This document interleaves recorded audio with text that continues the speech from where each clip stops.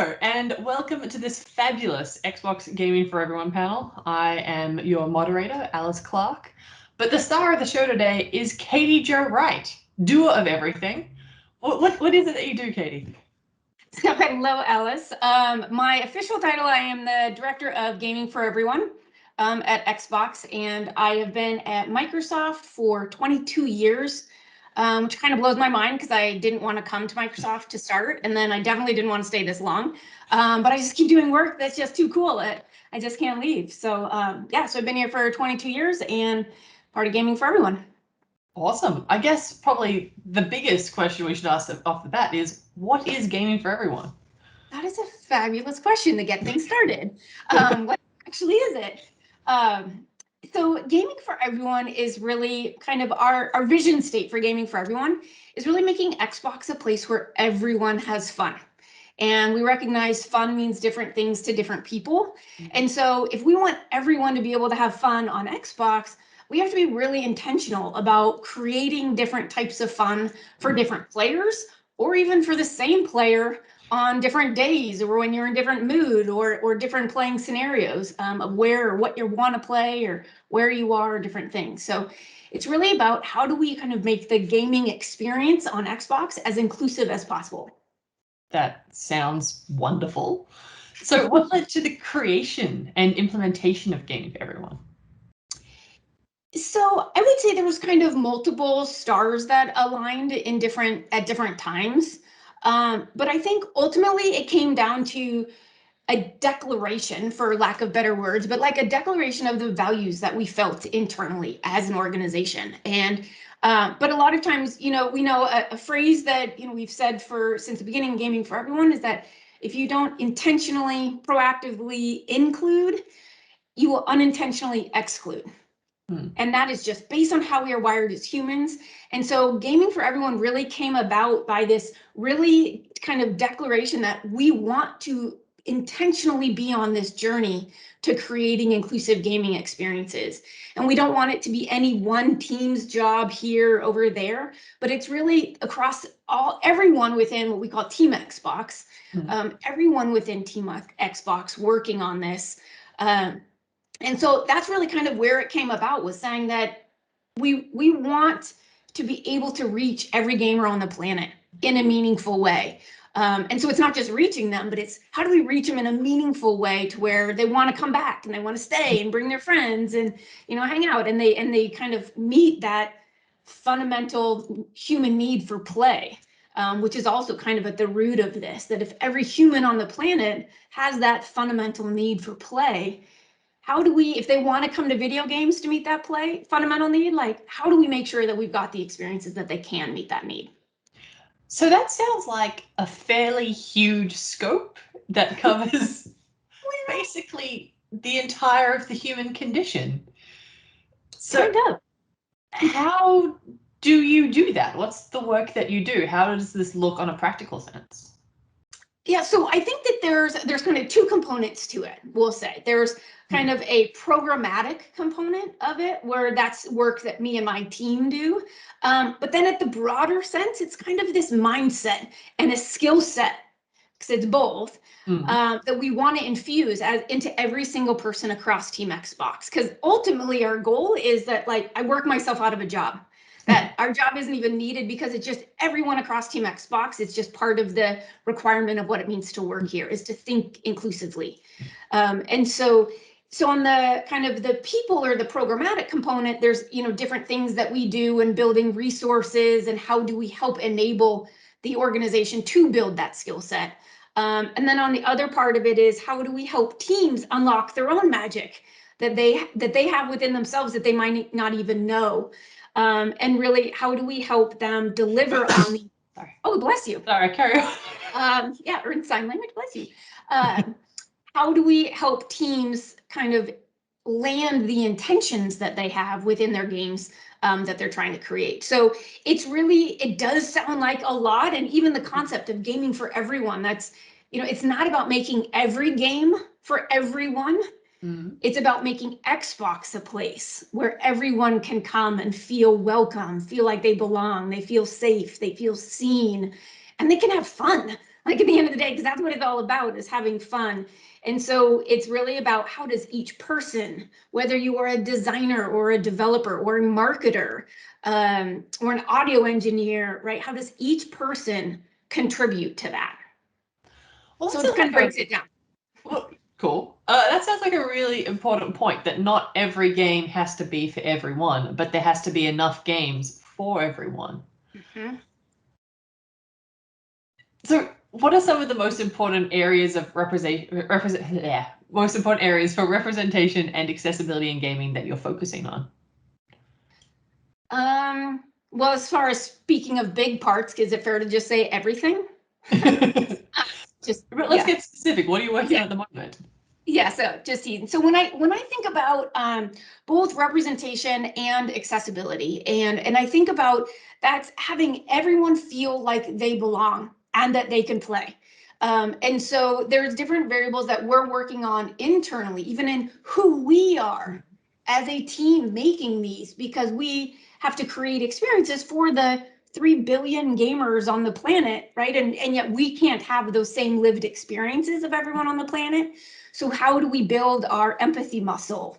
And how do we learn about different resources outside of our team that can help us learn more? And I'll give you a specific example in that, because I know that's kind of sounding really vague. Yeah. But I'll give you a specific example with the game Tell Me Why.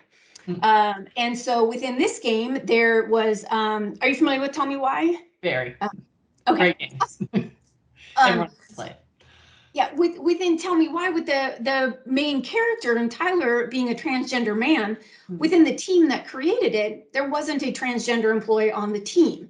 But the thing that I love about that is that didn't stop the team from wanting to tell this story, because they know it is a lived experience for many people around the world.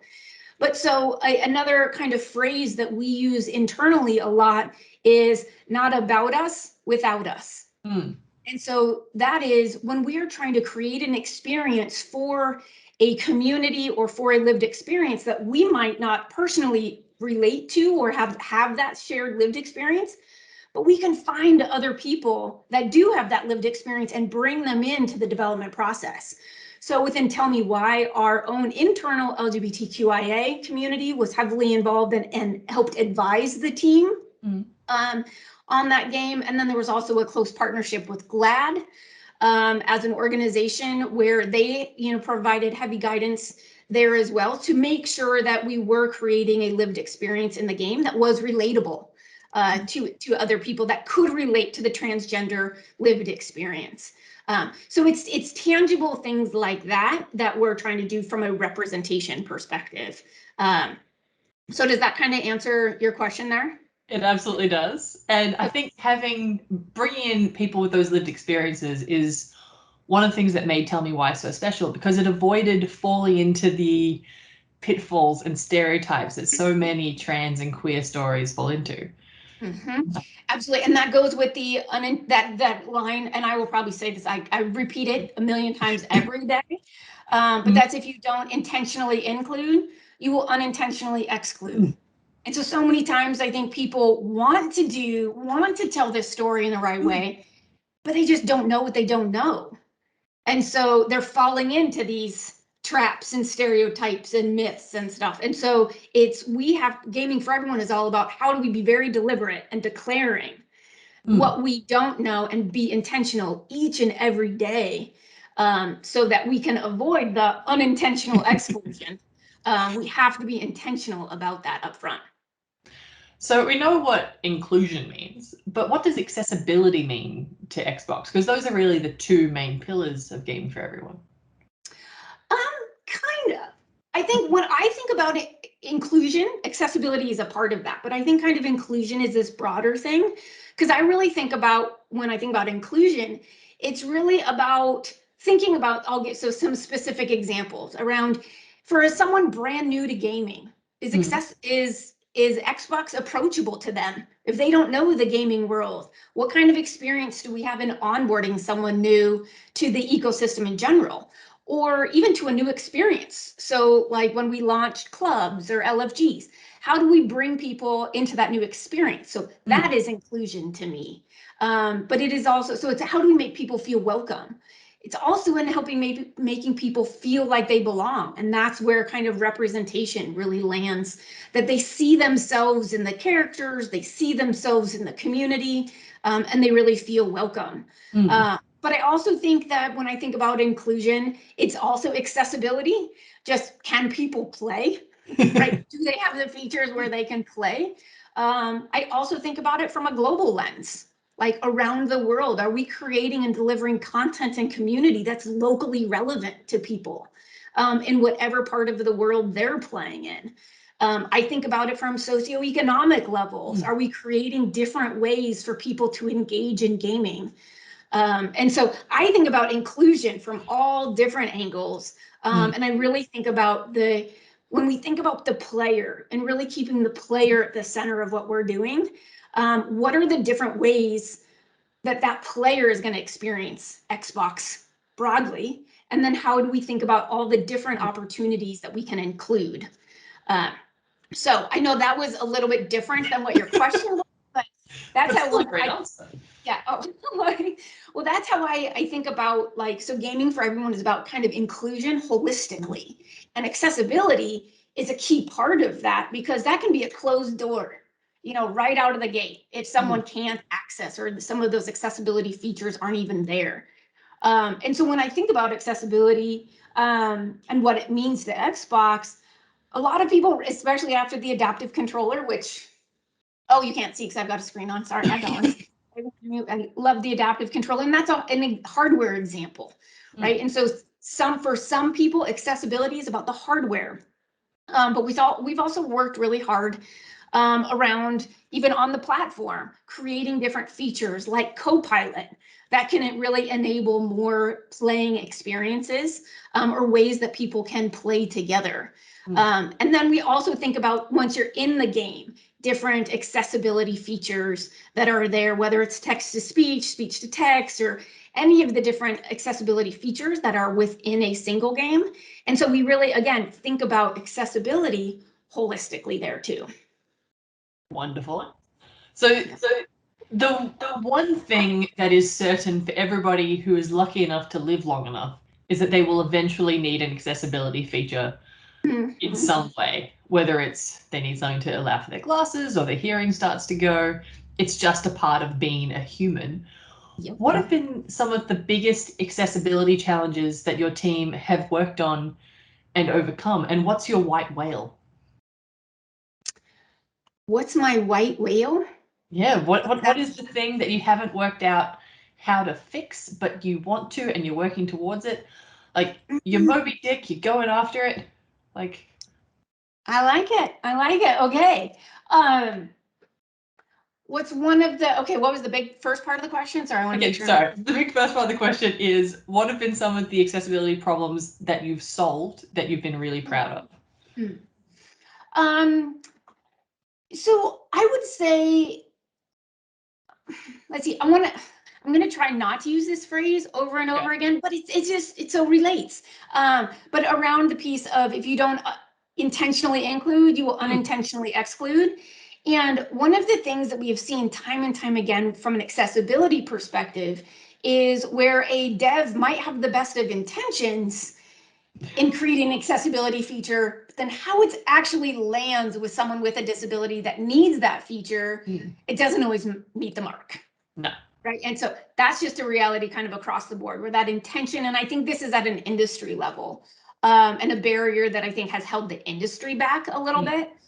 And so I think part of that is really kind of shifting that mindset, and what role can we play as Xbox? Because we've been very committed to continually learning, and every single feature we put out, or focus group or inclusive design sprint that we have, we are continually learning and growing.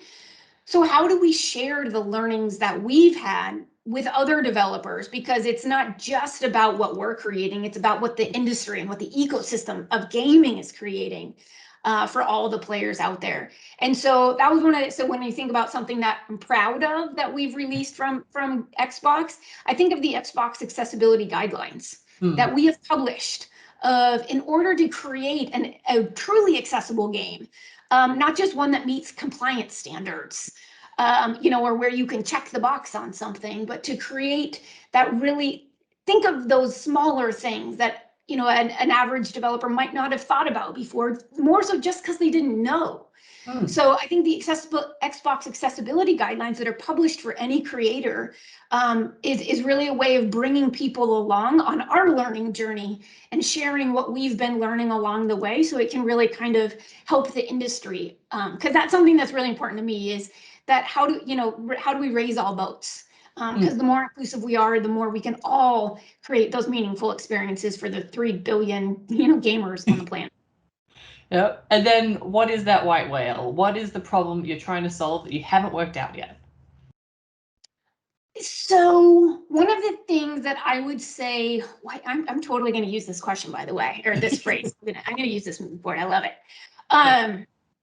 Is that I would say it's a mindset shift. And I know this might not be the best answer that you're going to look for, but roll with me a little bit here. Okay.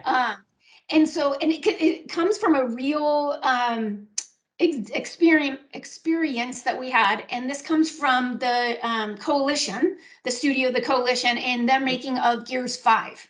And it was a mind shift that the team went through, and the way that the creative director there, Matt Searcy, the way that he articulated, I thought it was just so on point.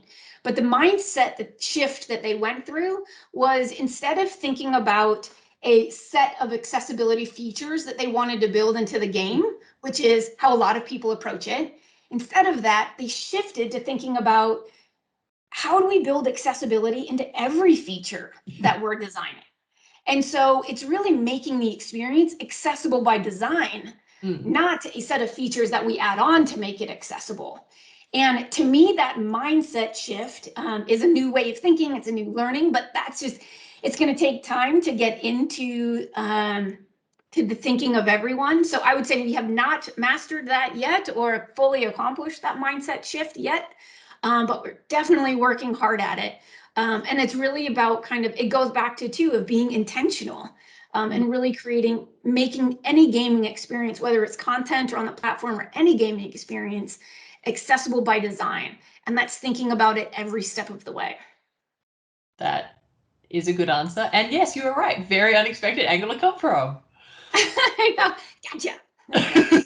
But it is true. You have to go in thinking, because just adding an accessibility layer afterwards isn't true accessibility. It's just a filter. Whereas if it's built in from the beginning, it doesn't break some other stuff when you turn on one thing.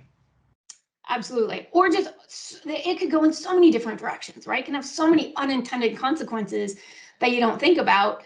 But when you build it in from the beginning and every step of the way, and that can be accessibility, specific to accessibility features, or that can be broader too, to any inclusive features that you're trying to think about. It can go to representation, or any different features. Yes, I think we can all think of all the directors and writers who are like, I'm going to do the innovative thing and kill the lesbian. No one will see it coming. That's my own pet peeve there. Yeah. How did Game for Everyone's work influence the design of the Xbox Series X and S consoles? So with this, I would say it kind of goes back to, at the beginning, what I was talking about, where Gaming for Everyone is two parts, right? There's the programmatic part, and then there's kind of the mindset or the philosophy of it. And so when I think about the way that team brought those consoles to market, and really kind of how did they bring Gaming for Everyone to life through those consoles. So I can think of several examples in which that team really we say internally a lot of times, we're like, how did we make Gaming for Everyone real? And so with that, I would start, one of my favorite things that I would start with is even from an accessibility perspective, where the accessibility features from Xbox One automatically carried it through to the Xbox Series S and X consoles. And so did the different accessories. This is hard saying, accessibility and accessories back to back. Yeah. And same with the accessories that people might have invested in to make their gaming setup more accessible to them. those were automatically compatible. And that didn't happen by default. The team was very intentional in that, so that people didn't have to relearn or worry of this feature that I just gotten used to. Is that going to be part of this one? All of those carried forward and were fully compatible. So that to me is a very intentional decision to make that transition from one console generation to the next more inclusive. Another example I would that I get just really excited about. Also, I get really excited about all of them. I should just stop saying. So I get really excited about all of them. The enthusiasm is infectious. Yeah, if you can't tell. But is from a launch perspective, how global in nature the launch was. And so, and again, this was a very deliberate decision that the team made. And so when we think about global inclusion, and just for context or comparison's sake, when Xbox One launched, we launched in 13 countries. And when Xbox Series S and X launched, we launched day one in 40 countries. It was our most global launch to date. And that was, again, a very deliberate decision by the team to make it more accessible to people around the world day one. Another way that the team, and really, this will be my last one, but I could go on for a lot of examples. Another way that the team kind of brought gaming for everyone and really inclusive gaming experiences to life is the fact that there were two consoles. And Xbox Series S is more affordable for people, and it really allowed more people to engage in the console experience than if we just had one and the most high-powered console. Then so it really made it more affordable and more approachable for more people to participate in gaming. And so again, that was a conscious decision to have two different consoles on day one, so you're still getting that launch experience, and yet it's more people can participate in it. Those are all very good things to have. Yeah. Yeah. So you've called out Tell Me Why and Gears 5. Have there been any other standout games that speak to this focus on inclusion that have come out recently or within recent memory? And how do these changes make a difference? Oh my goodness, yes. So I will tell you two off the bat that I'm playing right now that I just am loving, and I wish I didn't work so much so that I could go play them more. That's real talk. The first one is Psychonauts 2. And it is just, I'm having so much fun with that game. But when I think about it from an inclusion lens, I really think about the ways in which that team incorporated some very heavy topics around mental health, yet in such a creative way, and in a lighthearted way almost, yet some very, very important messages, learnings, reminders, and just it is so much fun, yet it is landing very important inclusive messages that about the human experience, kind of going back to what you were talking about earlier.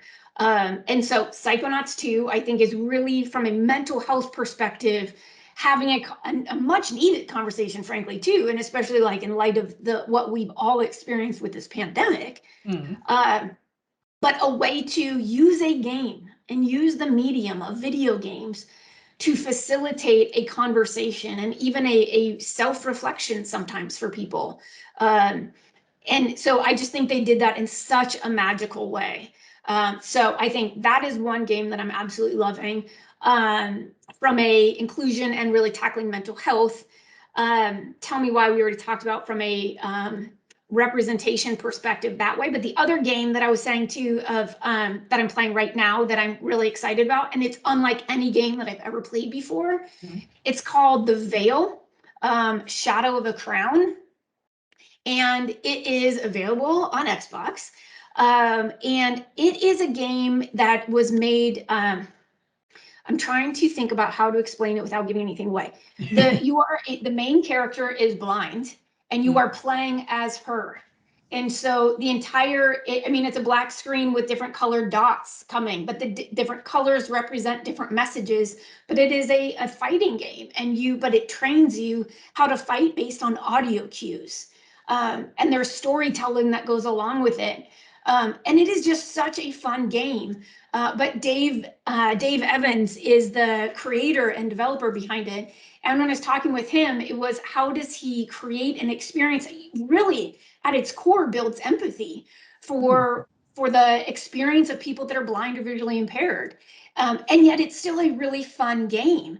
And so I'm in there and I'm trying to figure out how to improve, like how do I fight? And if I'm punching up high or punching down low, and the audio cues are different.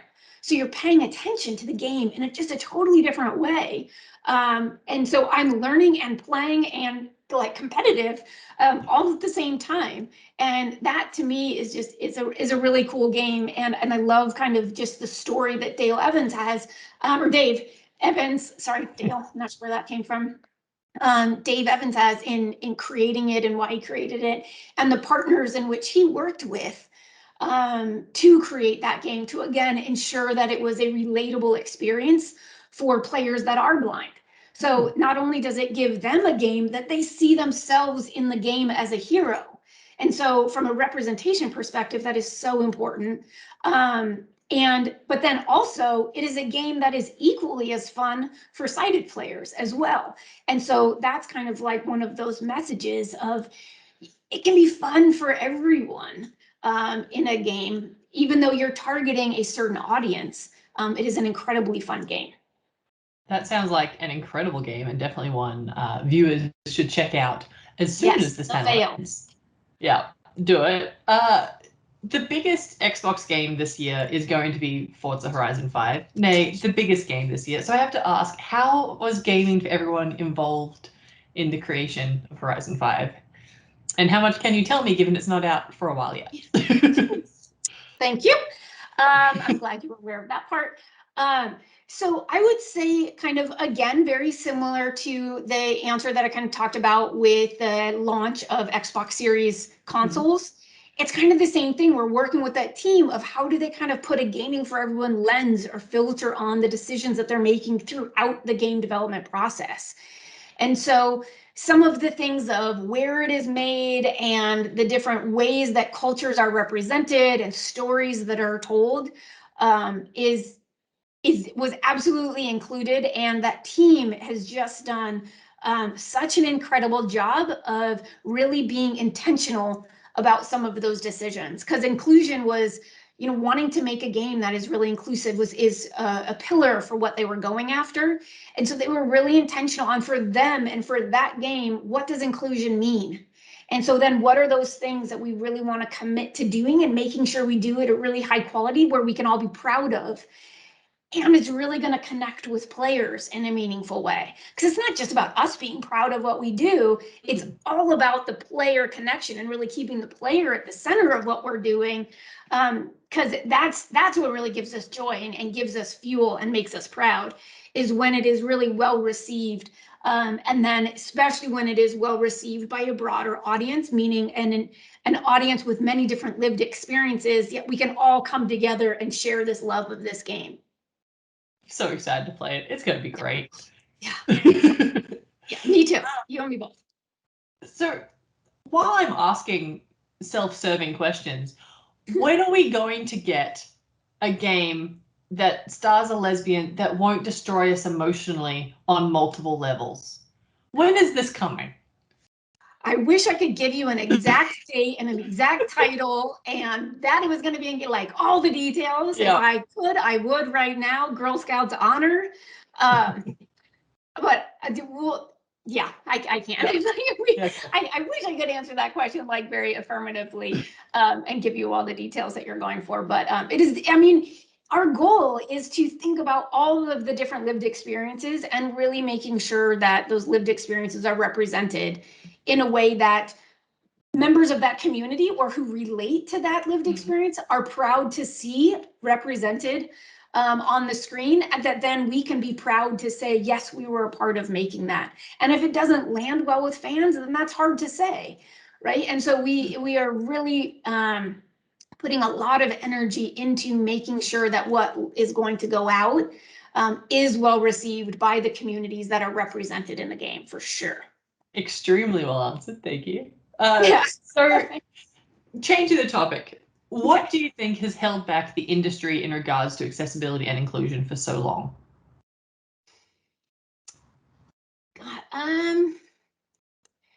For this one, I would probably say two things. And you're probably going to laugh at me because I'm going to go back to that phrase. If you don't intentionally include, you will unintentionally exclude. And like, I am saying this in a joking manner with you, but this is literally something I repeat all the time internally, because really it is not how we are wired as human beings. And so there's no judgment in that, but we have to do it by design and by default. And so that's something where I think kind of people just don't know what they don't know. And there hasn't been kind of that impetus to say kind of, okay, well, you don't know this, so what resources can you pull in to know it or to learn it, and be visible with the journey that you're on. That's what we've been really trying to do with Gaming for Everyone, is being visible. We definitely have not got it right every time, but we are committed to it. And so when we don't get it right, we want to listen and learn so that next time we can get it right. And then how do we share those learnings with other creators so that they can learn from our mistakes? But so I think that's kind of the first thing that might have held us back, is that sometimes intention that a creator might have doesn't always match their impact. And how do they change that and understand and unpack that? And it really takes a willingness to do that, which can be incredibly uncomfortable and hard and all of that. And so I think that piece, that willingness to do that hard work and to go on this journey, can hold people back. But I think the second thing is really kind of this myth that making an inclusive gaming experience means that you're watering it down, or that trying to make a game for everyone means it's just going to be vanilla and it's not going to be fun. And no offense if anyone like vanilla is your favorite flavor, but like it's going to be watered down, and not have the creative juices to it. And we have seen in so many games, like even when I was just talking about with the Veil, like that is just not true. Where by making a game that is inclusive, it is also still highly enjoyable and still all the things that you would want it to be. And I'll give you an example on that. And this came from a conversation I had up at the coalition. Again, I'm going to go back to the Gears team. Yeah, but because with the Gears team, where we spent time up there, where it was really, we were having this conversation around how I think of Gears, the franchise, is definitely part of Gaming for Everyone. And so first person shooters are part of it. And so when people, like, what do you mean? And I'm like, you have a badass female character, you have a badass Black character, badass Latin character. I can customize the amount of gore I see. I can customize the amount of swearing. I can customize the amount of shooter assist that I need in there. Like, I can customize my experience in your game. That's making an inclusive game, right? And so even though it is a first-person shooter and all the things that entails, it's still inclusive. And so I think that as an industry, getting over this myth that an inclusive game means a kid's game or a for everyone game, or, that it just becomes kind of this watered down, non-fun thing. Getting over that, because we have now seen time and time again where games can be incredibly compelling and inclusive, and it doesn't take away from part of the audience to open it up to more people. Like the game Grounded is another example. By creating the arachnophobia mode, doesn't take away from the fun and the same experience that anyone else is having, but it allows players that have that fear of spiders, it allows them to play the game also. Right? Yeah. So it doesn't take away from that core experience, but it opens it up to more people. That's being inclusive. So I think getting over that myth, that can really help unblock the industry as a whole. Absolutely. And going back to the first half of that, you're completely right. Meaning well isn't enough, but it is half the battle. Right. So you need to mean well, and you need the rest of that. Yes. Such an important message to hammer home, especially for all the indie developers who are working on something that means a lot to them, but they can't quite work out how to get that next step. It's an important. So speaking of that, if someone's wanting to implement an initiative like Gaming for Everyone at their own studio or workplace, where should they start? I think it's going to start with that self-reflection. Mm-hmm. Of what are my motivations for wanting to do this, and just kind of thinking about your own journey where you felt included or excluded, because it's fascinating how many experiences people can relate to this, whereas they might not think that they can. So I think just really being self-reflective, and then really coming up with that personal commitment and that willingness to go on this journey, and try that. But I think within a studio or within a team, one of the other absolutely mission critical things, in my perspective, my opinion, is the belief, the understanding, and the commitment that is not one person's job to do this. Because when it becomes one person's job, everyone else is off the hook, and it's them over there. They're doing it, right? And it's never going to work. Because one person doesn't create a game. One person doesn't create a whole gaming experience. There are many people that influence that and provide feedback. But so when you shift that to thinking about it where it's a piece of every person's job, we all have a role to play in whatever way that we contribute to the player experience. We have a job and a piece and responsibility to think inclusively. And it's not just, hey, these are the 5 things you need to go to be inclusive. Check, check, check, go, sweet, I'm inclusive. Like, doesn't work that way either, right? It's about infusing it into everything we do and being intentional with those decisions every single day.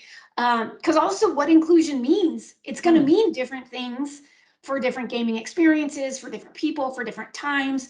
And it's constantly evolving too, right? Because we're humans, all going back to that human experience thing. It's constantly evolving. So that willingness to continue to learn and grow and not be afraid of making mistakes, because you're gonna. It's not a matter of if, it's a matter of when. So building some sort of comfort with that, I think, is really important to any organization that wants to really make significant progress in this space. Absolutely. And it's important to know that you're going to make mistakes and have a plan of how you're going to work through it. People often get said, hey, get told you made a mistake here, and then they just seize up and get defensive, and that's absolutely the wrong choice. You need to listen, take the feedback on board, learn from it, and do better. 100%. There's the Maya Angelou, had the quote that once you know better, then you do better. And so, but in order for us to do better, we have to know better. And so it's kind of like, you don't know what you don't know. So, but as soon as you know it, then you gotta, it's not like when you just get defensive and shut down, it takes you nowhere, right? It might make you feel better in that one moment, but that one moment is going to pass, and then you're missing an opportunity to really learn and go on the journey. And we have learned that many times. Sometimes it would be so much easier and make us feel better if we could just be like, no, this is why we did what we did, and get all defensive. But again, that doesn't allow us to continue learning and growing. And that is so, so important to do this kind of work, and to reach all the billions of gamers that are on the planet, and to really keeping them at the center. Really, it's not about us. When someone gets defensive, it's making it about you. It's really about how can we learn more about what you're looking for in a gaming experience, so that then we can apply that and learn and do better for our players. That is extremely true. So what is next for Game of Everyone? What should we be looking out for?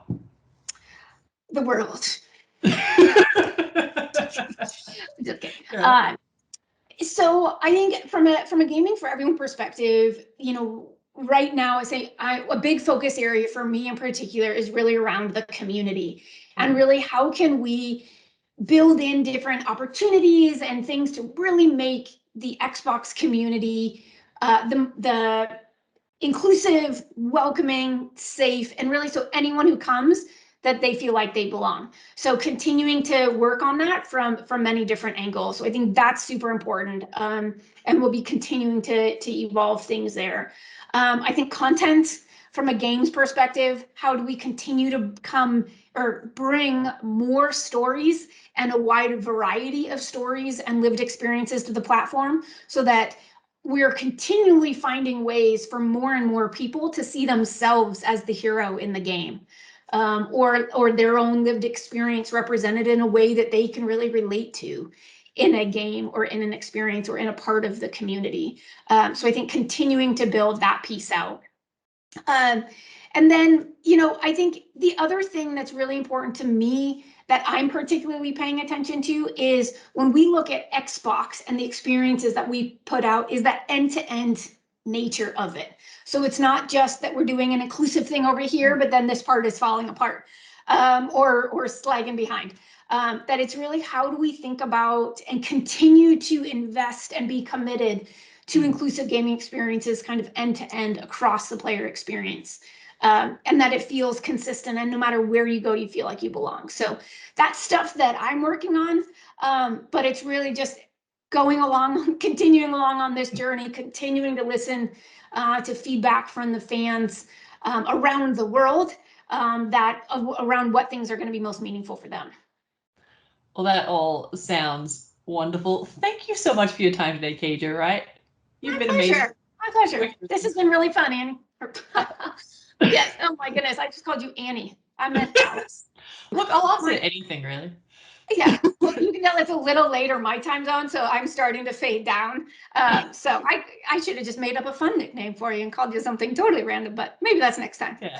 Well, so what's the takeaway for viewers here? What should they be doing next? Should they be finding you on Twitter? Is there a website they should look at? What should they do next?